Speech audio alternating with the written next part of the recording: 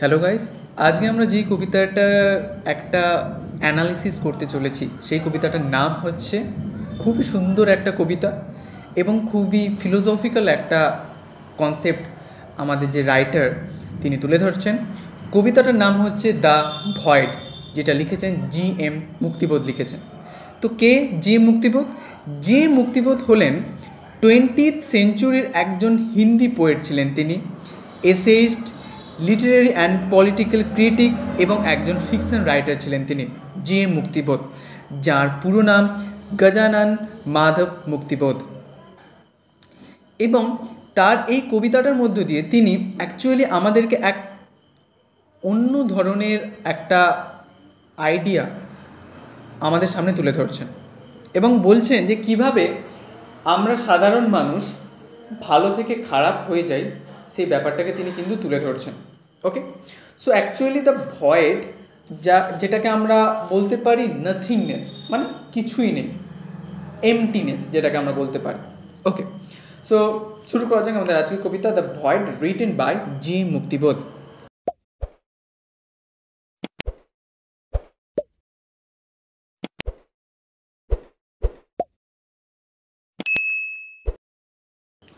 প্রথমেই জি মুক্তিবোধ are the void, এই কবিতাটা, দ্য ভয়েড মানে আমরা জানি এমন একটা ফাঁকা স্থান, ওকে, একটা এমটিনেস বা নাথিংনেস, এটাকে অ্যাকচুয়ালি রিপ্রেজেন্টস করা হচ্ছে দ্য ভয়েডের মধ্য দিয়ে।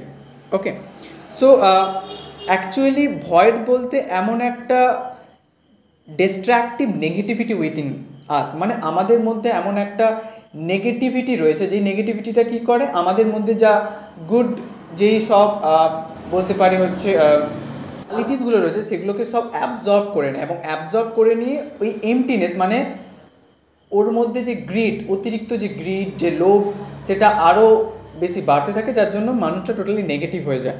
ওকে, সো অ্যাকচুয়ালি দ্য ভয়েডের কবিতাটার মধ্যে দিয়ে জি.এম. মুক্তিবোধ আমাদের মধ্যে যে ডিস্ট্রাকটিভ নেগেটিভিটি রয়েছে সেটা কিভাবে আমাদের জীবনটাকে লিড করছে, কিভাবে সেটা ট্রিগার হচ্ছে, কিভাবে আমরা সেটার প্রতি আরও বেশি ইনভলভ হয়ে যাচ্ছে, সেটাকে তিনি কিন্তু তুলে ধরছেন এই দ্য ভয়েডের কবিতার মধ্য দিয়ে। ওকে, সো প্রথমেই জি.এম. মুক্তিবোধ যেটা বলছেন, দ্য ভয়েড ইনসাইড আস, মানে আমাদের মধ্যে এই যে ডিস্ট্রাকটিভ নেগেটিভিটি ইনসাইড আস, আমাদের সবার মধ্যে রয়েছে। এই যে লাইনটা, এই লাইনটা আমরা থমাস হবসের যে লেভিয়েথান নামক যে রাইটিং রয়েছে, সেই লেভিয়েথানের মধ্যে আমরা দেখতে পাই। দ্য সো অ্যাকচুয়ালি সেখানে থমাস হবস যেটা বলছেন, the war of all against all, যে আমাদের সবার সাথে সবার একটা যুদ্ধ চলতে থাকে, সে লোভে হোক বা হিংসাতে হোক বা কিছুতে হোক, সবার সাথে একটা একটা দ্বন্দ্ব চলতে থাকে।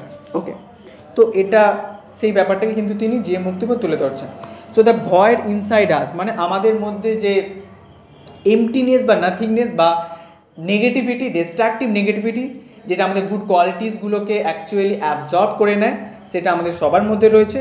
হ্যাজ জজ, জজ মানে তার চোয়াল রয়েছে, দোজ জজ, এবং সেই জজের মধ্যে কী রয়েছে, have carnivorous teeth, carnivorous teeth, যেটা অ্যাকচুয়ালি বারবারিজম অর বা ক্যানিবালিজম, এটাকে অ্যাকচুয়ালি তুলে ধরছে। আগেকার দিনের মানুষ তারা অত্যন্তই বারবারিক ছিল, মানে তারা হচ্ছে কোনটা ঠিক কোনটা বেঠিক না বিচার করে তারা তাদের যা মন চাইতো সেটাই করতো।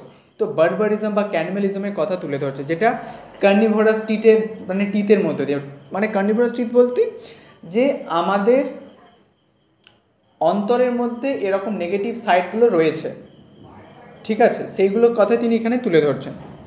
দোজ টিথ, এবং ওই সকল দাঁতগুলো, যে নেগেটিভ কোয়ালিটিসগুলো রয়েছে, will chew up everyone else, এবং সবাইকে কি করে, চিউ আপ মানে চিবিয়ে নেয়, মানে আমাদের মধ্যে যে নেগেটিভিটি রয়েছে সেটা সবাইকে অ্যাকচুয়ালি হার্ম করে, ঠিক আছে, ইনফেক্টেড করে আমরা বলতে পারি, মানে সবার ক্ষতি করে।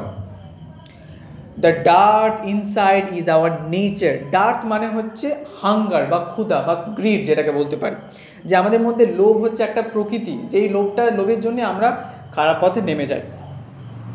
হ্যাবিচুয়ালি অ্যাংরি, এবং আমরা প্রায় হ্যাবিচুয়ালি অ্যাংরি হয়ে যাই, একটু রেগে কথা বলি, কিন্তু সেটা ঠিক নয়। রেগে মানুষ যদি কোনো কথা বলে, পরবর্তীকালে যে ব্যক্তিটার নামে সে রেগে কথা বলছে বা ব্যক্তিটার সামনে বলছে, পরবর্তীকালে যে বলেছে সে রিগ্রেট ফিল করে। তাই জন্য এই তিনি বলছে যে এই রাগ ব্যাপারটা আমাদের হ্যাবিচুয়েটেড হয়ে গেছে, আমরা যে কোনো বিষয়ে খুব তাড়াতাড়ি রেগে যাই।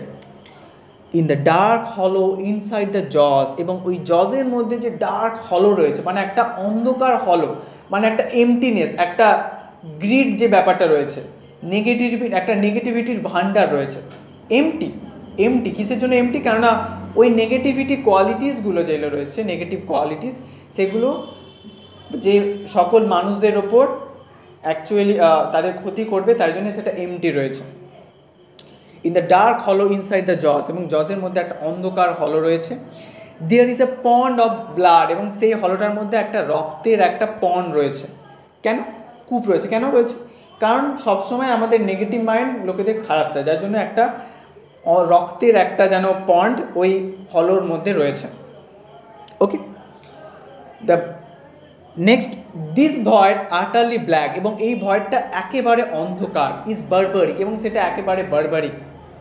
ইজ ন্যাকেড, ন্যাকেড মানে এটা একদম উলঙ্গ, মানে মানুষের মধ্যে এরকম কোনো চেতনা, কনসিয়াস ব্যাপারটা থাকেই না, আনকনসিয়াসলি মানুষ মানুষকে ক্ষতি করে যাচ্ছে। ডিসওন্ড, ডিব্যাস, একটা ইমমরাল একটা লিডিং ক্যারেক্টার অ্যাকচুয়ালি মানুষ লিড করে যাচ্ছে। কমপ্লিটলি সেলফ অ্যাবজর্ব, মানে নিজেকে একদম আত্মশোষিত করে, মানে নিজেকে নিঃস্বার্থভাবে একদম মানে হচ্ছে ভাসিয়ে দিয়ে ওই নেগেটিভ সমুদ্রের ওপর। ওকে, এরপর তিনি বলছেন যে আমাদের মধ্যে বারবারিক, ন্যাকেড, ডিসওন, ডিভেস্ট, এগুলো কী হয়? এগুলো অ্যাকচুয়ালি আমরা অ্যাঙ্গার, অ্যাবুসিভ কিছু কাউকে খারাপ কথা বলা, ওয়ার্ডস বা ওয়ার্স যে যুদ্ধ, সেই যুদ্ধের মধ্যে দিয়ে অ্যাকচুয়ালি এগুলো রিভিল হয়, যেগুলো আমাদের মানুষের মধ্যে থেকে পজিটিভ যে ভ্যালুস বা পজিটিভ যে কোয়ালিটিস সেগুলোকে নিয়ে নেয়, নিয়ে গিয়ে মানুষ আরও বেশি যুদ্ধের প্রতি, আরও অন্যের ক্ষতির প্রতি আরও বেশি মানুষ যুক্ত হয়ে যায়। ওকে, তারপর তিনি বলছে I scatter it, give it away with fairy words and deeds, যে আমি এটাকে ছড়িয়ে দিই, গিভ ইট অ্যাওয়ে আমার কিসের মাধ্যমে? আমার ফেয়ারি ওয়ার্ডস, মানে জ্বলন্ত ওয়ার্ডস, এবং কাজের ডিডস, কাজের মধ্যে দিয়ে, মানে আমি এমন কিছু কথা বলবো যেটা মানুষের খারাপ লাগে, বা এমন কিছু করবো যেটা মানুষের ক্ষতি হবে, তো এই সব জিনিসের মধ্যে আমি মানুষের মধ্যে ছড়িয়ে দিই। Those who cross my path, এবং যারা আমার পথ ক্রস করবে, ফাইন্ড দিস ভয়েড, এবং এই ভয়েডটা বা তার জীবনেও আমার যে নেগেটিভ ইম্প্যাক্ট, সেই নেগেটিভ ইম্প্যাক্টটা পড়তে থাকবে। In the once I inflict on them, এবং তারা বুঝতে পারবে যে আমি যেটা করেছি এটা ঠিক নয়। অ্যাকচুয়ালি আমার সাথে যদি কেউ খারাপ ব্যবহার করে, আমিও তাহলে তার সাথে।